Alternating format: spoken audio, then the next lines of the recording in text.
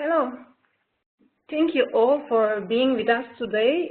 We continue today our series of webinars with beating payment fraud. So we will particularly look at Swift hacking use case. My name is Mine Fornero and I'm the marketing manager at NetGuardians. So before we begin, I would like to just remind you a few points. Your phones have been muted. And please call in using computer to connect to the audio. This is important that you're connected to the webinar through this way. And during the webinar, you can always use the chat feature to address any questions. So you can always ask your questions using the chat feature, and we will address all the questions at the end of the webinar. And if there are any remaining questions, because we have time constraints, don't worry about it, because we will be getting back to you for each question by email afterwards. So please don't hesitate to ask your questions. And this webinar is being recorded. After the webinar, we will be sending you the recording along with the presentation slides. So you will have everything, the presentation slides and the recording as well. And now I would like to present you to our speaker today. This is Cedric Frezar. Cedric is our senior risk consultant at NetGuardians, and he has more than 10 years of experience in audit and risk assessment. So he's been providing banks with valuable information on topics of internal control, anti-fraud, and risk mitigation.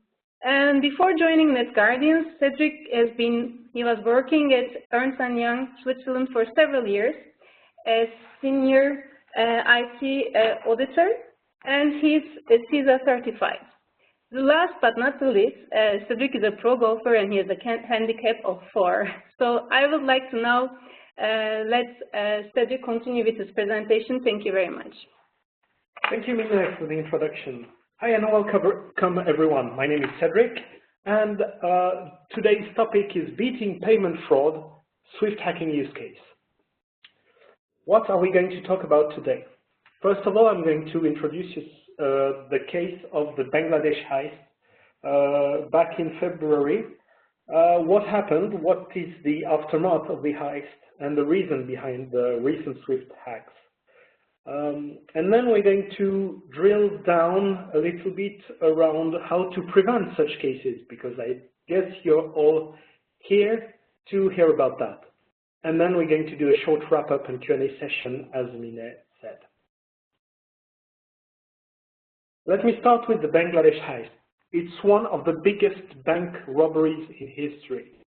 Just to give you some numbers, around $81 million disappeared and haven't been recovered yet. So it was more than 6 months ago. Just to introduce yourself on the Swift hack, what is Swift? So it stands for Society for Worldwide Interbank Financial Telecommunications. It's a Belgian company located in Belgium, and it's a trusted and closed network that banks use to communicate between themselves around the world. It is overseen by a committee composed by the US Federal Reserve, Bank of England, Central European Bank, the Bank of Japan, and other major banks, so it's really international. Around 11,000 users, and it concerns about 25 million communications a day. So it's basically money transfers between banks, but it can also include other types of messages. What happened during the Bangladesh bank heist? So basically, high-profile hackers installed the malware on the Central Bank of Bangladesh, and they monitored the user behavior during several months before acting.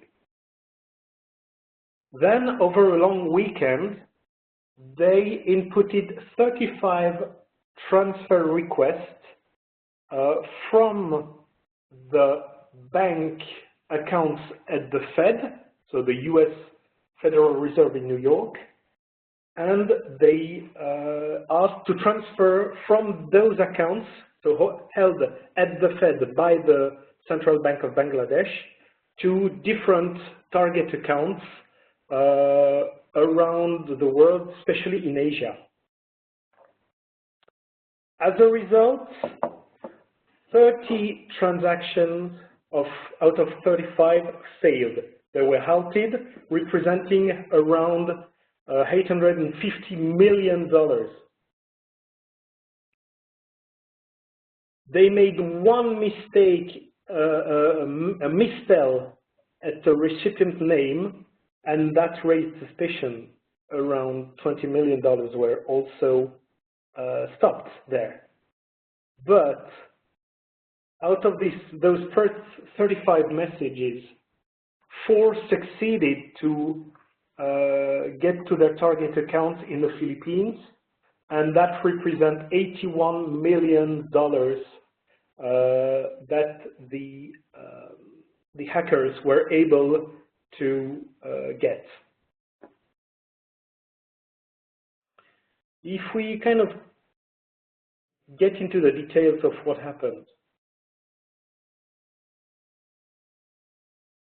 the hackers opened back in May 2015, so nearly a year before the heist, 5 accounts at the Rizal Commercial Banking Corporation in the Philippines, so RCBC afterwards. They installed the malware on the Bangladeshi bank system, and all those actions happened a month before the heist. So they installed the malware. They allow cyber attackers to breach the Bangladesh bank systems, steal the bank's credentials for payment transfer on the Swift messaging system, and also they were able to gather information about the bank's payments, the fund transfer operation, and that helped them to learn how to withdraw and take off with the money.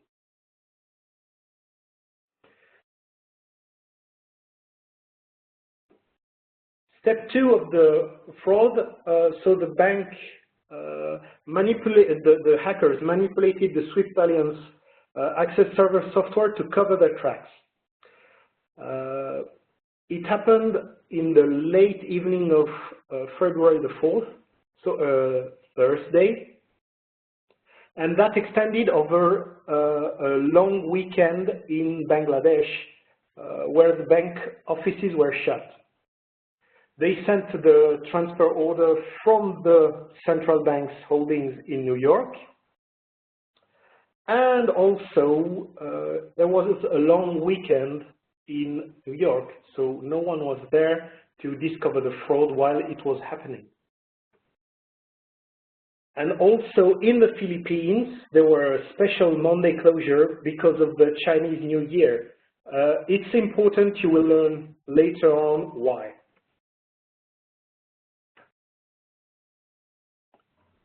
So they targeted several accounts from the central bank, and they sent money to several targets. So in the Philippines, in Sri Lanka, and in other parts of Asia, but those transfers were blocked before reaching their destination. So as said, the Bangladesh bank managed to hold nearly 850 million of other transactions. It was blocked by the internal controls at New York, especially threshold controls, so automatic controls within the Swift application at New York. And those payments have been placed under staff review status, and the people at New York would have to review the payment before processing them. Another routing bank, so Deutsche Bank, saw a mistake in a payment. The money was not disbursed because the name of the target, so the Shalika foundation was misspelled. The hackers misspelled foundation in the name as foundation, and Deutsche Bank sought clarification from the Bangladesh Central Bank, which stopped the transaction. And at the same time, unfortunately, the hackers managed to get $81 million sent to RCBC via 4 transfer requests on the 4 accounts. How did they escape? Basically, in the Philippines, the casinos are not concerned by anti-money laundering acts, so they played on the casinos with the Chinese New Year, with the huge arrival of high-profile gamblers from China, and they laundered the money using the casinos in the Philippines.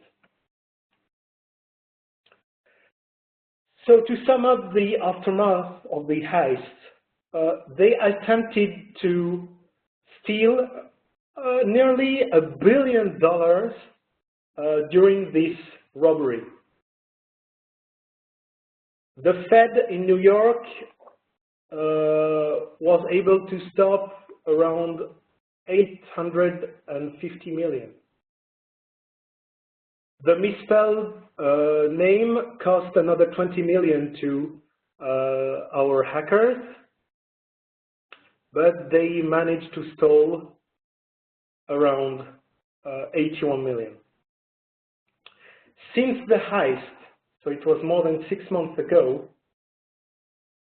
the recovery is around 18 million. So 18 millions were rerouted back to Central Bank of Bangladesh. But the hackers and their accomplices got away scot-free. They haven't been caught yet. The reasons behind this hack are the following. The bank system, especially at the network infrastructure level at Bangladesh, was outdated and was not updated recently. So there was some weaknesses on the network infrastructure. The hackers got in and out really easily to install their malware. What they also did is basically the bank SWIFT system is configured to automatically print out a record each time a money transfer request goes through. Normally the printers work 24 hours a day. So when the workers arrive each morning, they check the tray for the transfer that got confirmed overnight.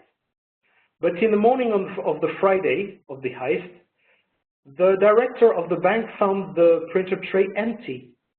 And when the bank workers tried to print the reports manually, they couldn't.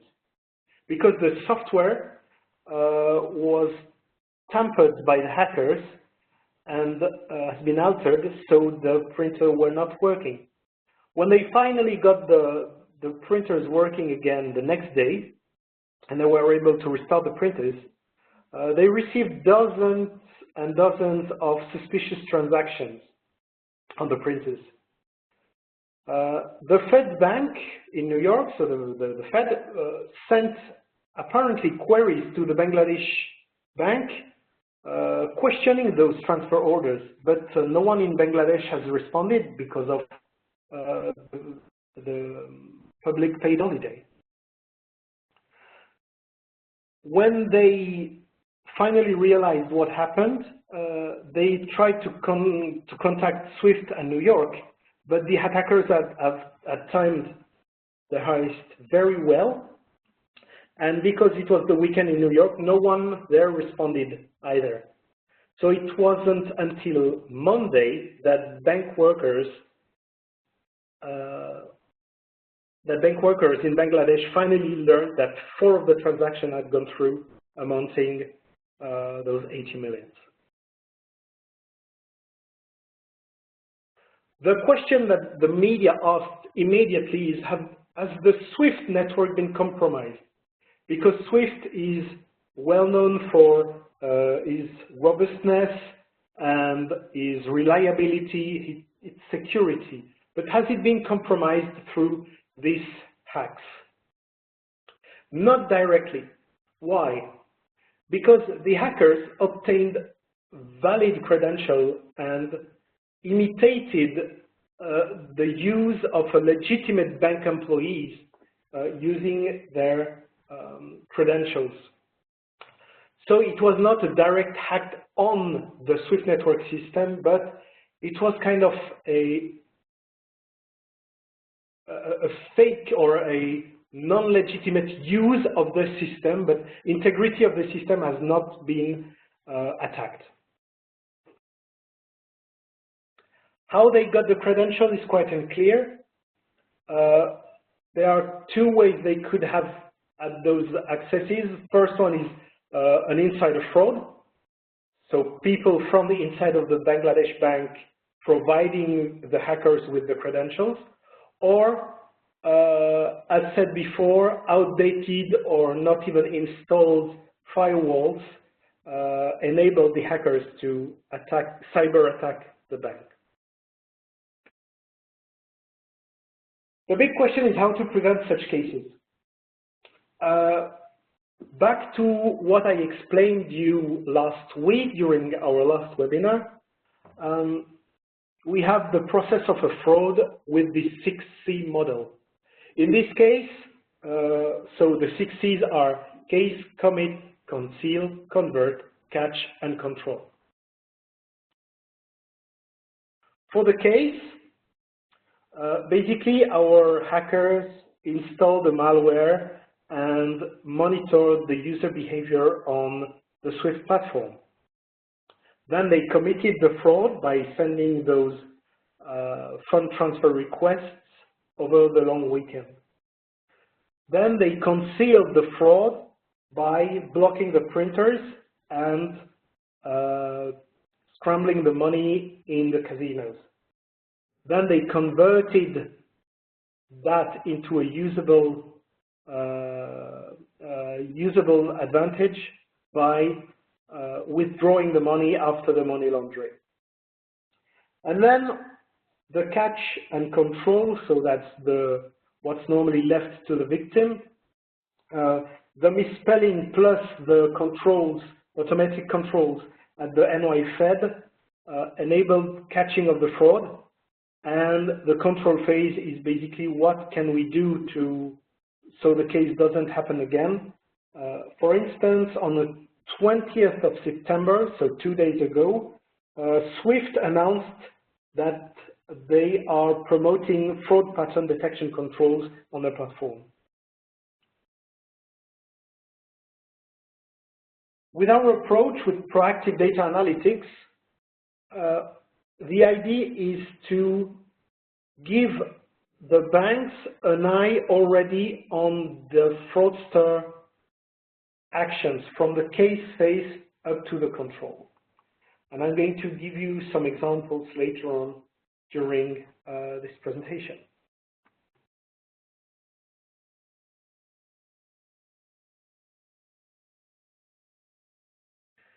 The standard banking fraud solution focus on one area, either financial transactions or IT activities. However, the fraudster leverage on the bank's IT system to execute the fraudulent financial transactions. So the standard fraud solutions cannot link these acts together, so are unable to effectively detect internal fraud. The approach here is to blend both financial transactions and the bank's IT data together to correlate the user activity between their IT actions and the financial transactions to effectively detect fraud.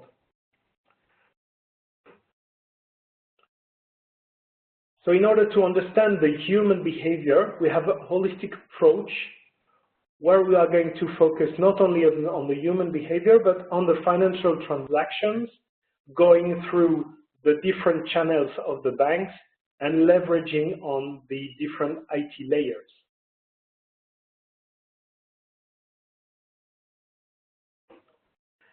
The idea is to have a real-time detection of unusual behaviors, such as geolocation, unusual channels, unusual thresholds or amounts, or frequency of transactions, as well as unusual behavior within the application that are used by the bank.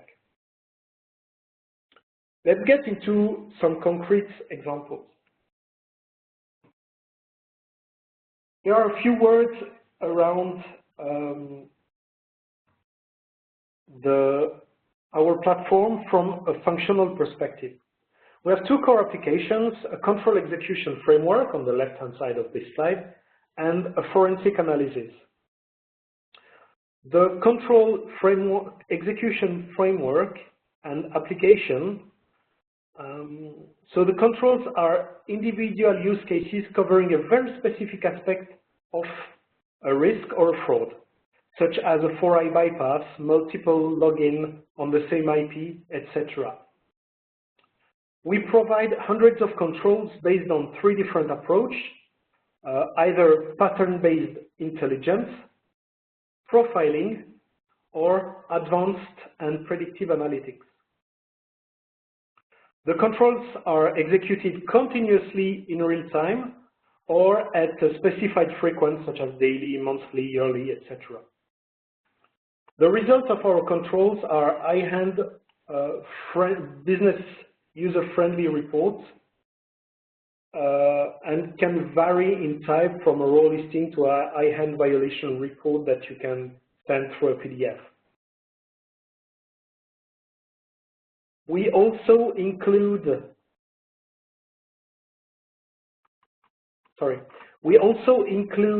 a forensic analytic application to sum up, drill down, discover the different data, slice and dice, filter and discover relationships, etc. User behavior on the bank information system as a whole, and all aspects, user and system, that are involved in the financial transactions. From an end-user perspective, everything is integrated within a full web graphical user interface. From the forensic analysis to the administration of the platform to the case management application. And the control execution results are high-hand, user-friendly reports. These reports are available internally on the case management application that we've developed and integrated on our platform, or can be exported through email, FTP, etc., different channels that you might have. We packaged hundreds of ready-to-work, out-of-the-box controls, matching fraud patterns or key regulations that you will have to comply to. Those controls are packaged together in what we call smart control objectives.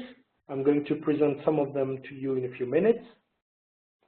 And then these smart control objectives, or SCOs, are packaged together in intelligence bundles, matching risk management objectives or fraud mitigation objectives.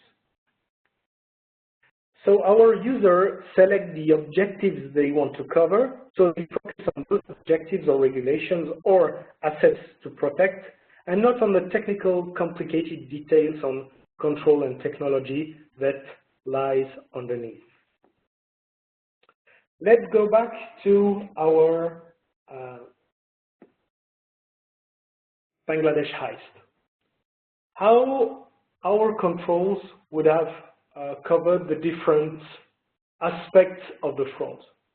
Let's go back to case number 1 here. So it was the malware attack and the takeover of the Bangladesh bank. We would have proposed 3 sets of controls, so 3 control objectives around identity theft, data leakage, and rogue admin. So we would have used our behavioral pattern engine to identify potentially suspicious activities, for instance, connections from other locations, different attempted logins, unusual user behavior within the applications. And how would we have done that is using correlation between the different audit trails that are under monitoring to pinpoint who acted maliciously on the application. Data leakage would have maybe helped also by monitoring access and activities on databases, and our forensic capabilities would have been able to investigate and find some suspect cases on the databases. Same on the monitoring of what we call the rogue administrator, so monitoring of IT admin administrator with really powerful privileged user access, and real-time auditing of admin activities through mapping with the real username.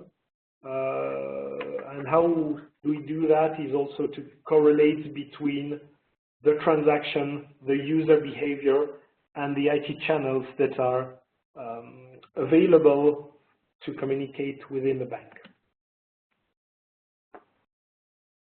On the point number 2, so it's transfer over the long weekend, we have a control objective around on-leave access. The idea here is to track activities on one user or all of your users during vacations, illness, or out of business hours. So the idea here is to have dashboards and automated controls that are going to show you what your user did when it was not supposed to work, either from vacation or out of business hours. If you have a transaction at 11 p.m.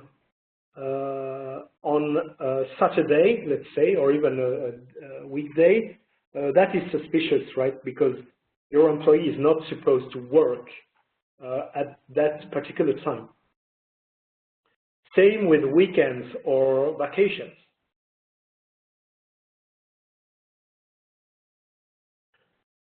For the transaction analytics, so it's step 3, 4, and 5 of what I presented just before. The hackers, in some cases, also uses the application technical accounts. So basically, it's the core banking user that is created on the Swift platform. And they use this particular account to process the frauds. We can monitor those specific accounts in real time, and if there is an unexpected use of this account or an unauthorized account use, it will be flagged as something suspicious and raise some alerts within our application. Another one is transaction compliance. So our behavioral pattern engine will analyze all of the transactions that are happening within the banks. And the idea here is to have a multi-channel, multi-layer approach.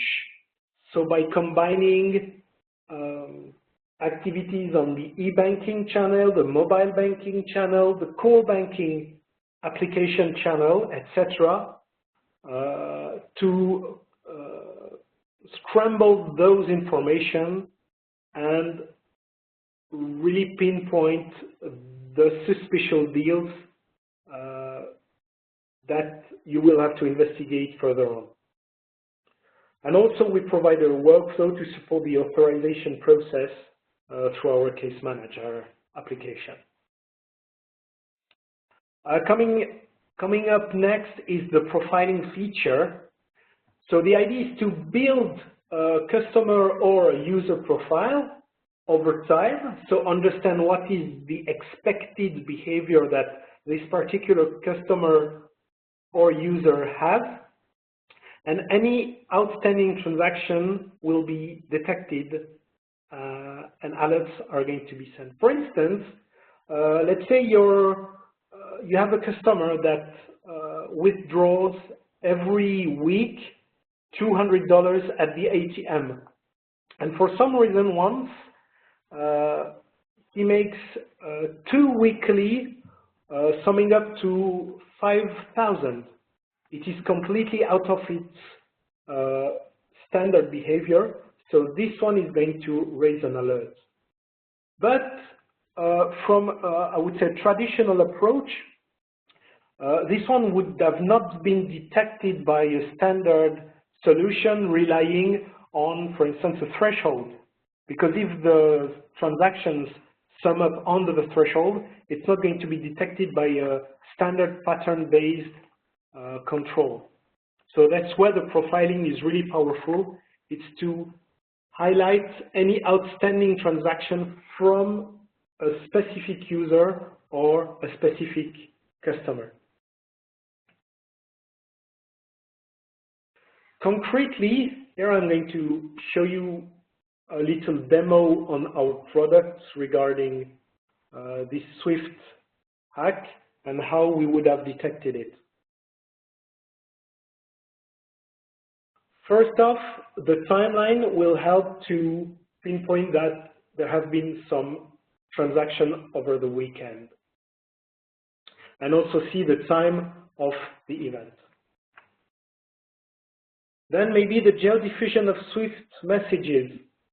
For instance, here we have a bank in Malaysia, working a lot with Malaysia, but as you can see, there have been some transfers over Cambodia, Vietnam, and the Philippines, which can be quite suspicious regarding the profile of the bank. Also, we see here a link between the location, the currency used, and the beneficiary. It's just an example of what we can use as visualization. As you can see, there is one beneficiary that receives a lot of money from different sources and different locations in Singapore, in Vietnam, or in Cambodia, which can be really suspicious.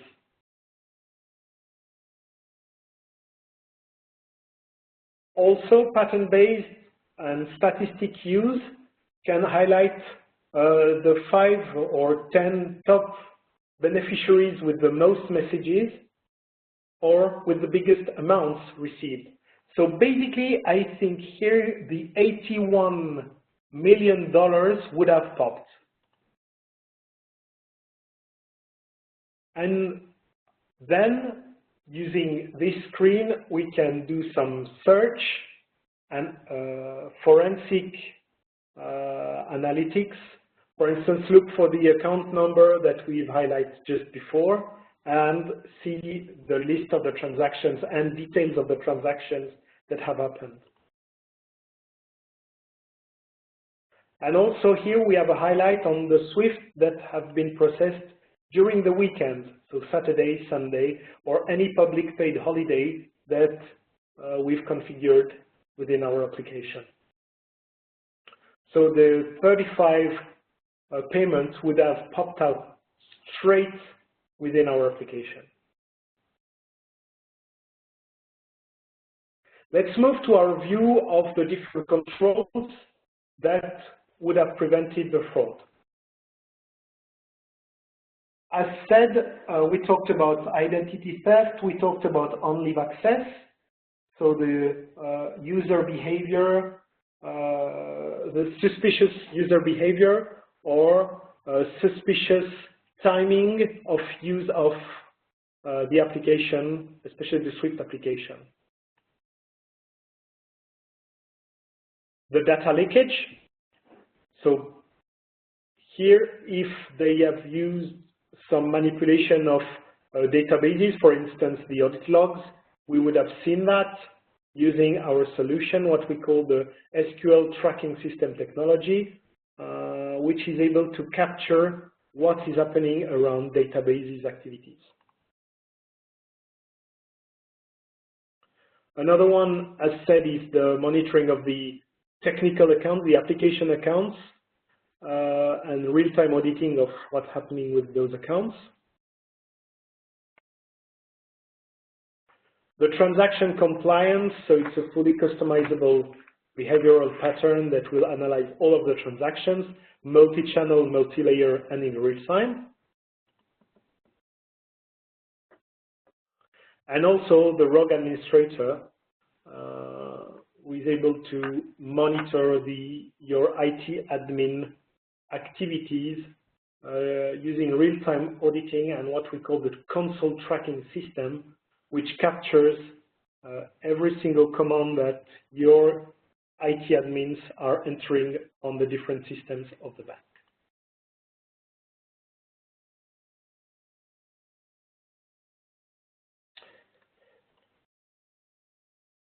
To sum it up, so the Swift hacks have been performed by well-informed, well-prepared hackers with potential accomplices from the inside. That is a complete change over the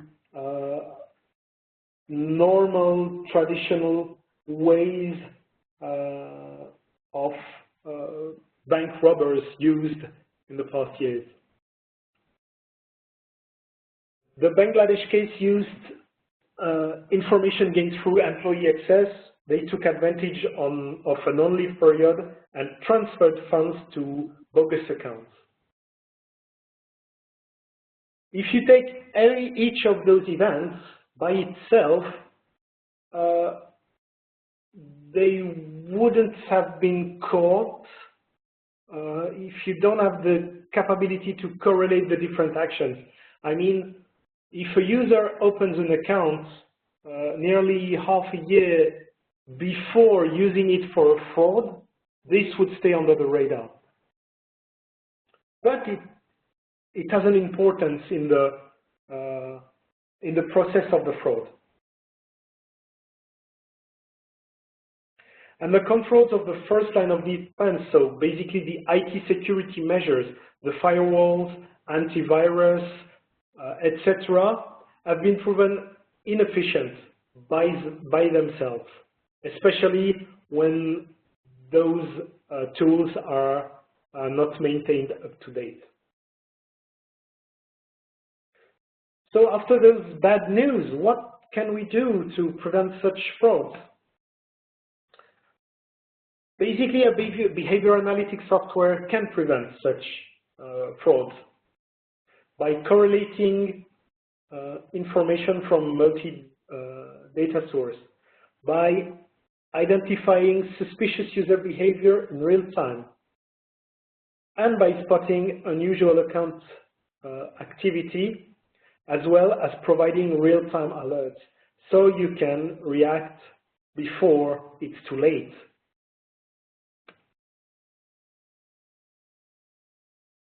In the presentation, you will find some links to valuable resources, so further readings and also articles in the media, especially the last one, so Swift announcing that they are going to install some fraud pattern detection controls.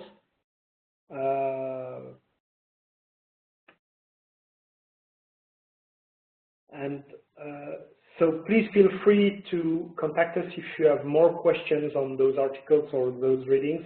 We're more than happy to answer you. Please feel free to register to our next webinars. So how to prevent e-banking fraud in digital environments and preventing insider threats at financial institutions. So 6th of October and 29th of October. Please register using the links either here or on our website.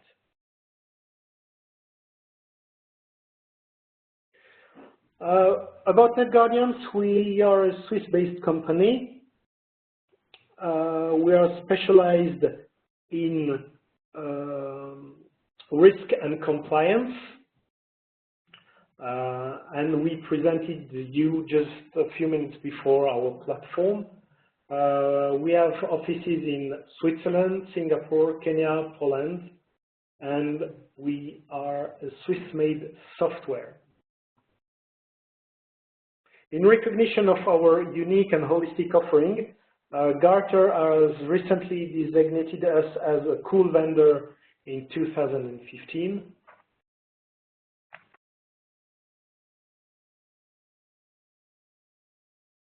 So please don't hesitate to contact us. Follow us on LinkedIn, Facebook, Twitter. Please visit our website. We have some very valuable blog posts around fraud and regulation. You will find some contact to our teams. And don't hesitate to contact us if you have any questions. So I'm done with my presentation. I thank you very much for your attention. Now we'll have some few minutes to take some questions. Exactly. We have a few minutes left, so we have some questions and they are quite related to each other, so we can take 1-2 questions. Yes. And so one is, how did they manage actually? How $850 million was able to be blocked? But then on the other hand side, $81 million, it wasn't, they weren't able to block this one. So how did it happen? So 850 million at New York Fed, it was blocked, but not the final amount that came out of the bank. Very good question. So basically the Fed, the NY Fed was able to block $850 million, but 81 went through the net. What I can imagine here is the Fed is using some controls, automated controls, relying on a threshold that is set. Let's say, for instance, $50 million. If the amount is above this threshold, it will require some more, I would say, Fed staff review to ensure that the transfer is compliant, maybe call back the initiator to validate. It's what we call the callback procedure. But for, I would say, small amounts such as 20 million, which was in this case, right? Which was in this case because they used 4 times 20 million transfers, the payment will go through the step straight-through processing. And that's where profiling is really interesting, because even if the amount is under the threshold, it is still outstanding from a standard behavior or, let's say, standard transaction for this particular institution, in this case, the Bangladeshi bank. So they may have caught those 20 million transfers if they were outstanding amounts from their, I would say, standard transaction pattern. Okay, thank you very much. And another question is about how did the money go out and how could they withdraw the money for fraudsters? Yes. So as said during the presentation, the accounts were opened at the RCBC bank in the Philippines, and they transited through a Chinese businessman specialized in providing money to high-profile gamblers. And there have been some heavy lobbying in the Philippines to ensure, a few years ago, to ensure that the casinos were not concerned by the Anti-Money Laundering Act. So every financial institution in the Philippines must comply, but the casinos must not. And they timed their attack very well because there was the Chinese New Year, and there were a lot of Chinese gamblers on site during this very weekend. So the money was able to get out of the bank, get scrambled, move around the different people gambling in the Philippine casinos during this weekend, and they got out somewhere in the huge amount of money that was kind of tumbled during this weekend. Okay. Thank you. Now I think we came end of our webinar now. We are running out of time, but we will be sending very shortly the recording and the presentation slides. So have a look at them again and go over. And if you have any remaining questions that, okay, that part actually is not very clear for me, I would like to have more information, you can always drop us an email. You can send us an email and you can always let us know. So thanks a lot, and thanks again to Cedric for this presentation. We look forward to seeing you in our upcoming webinars as well. Thank you, everyone, and enjoy the rest of the day. And I hope to see you soon in the next webinar. Thank you, and goodbye.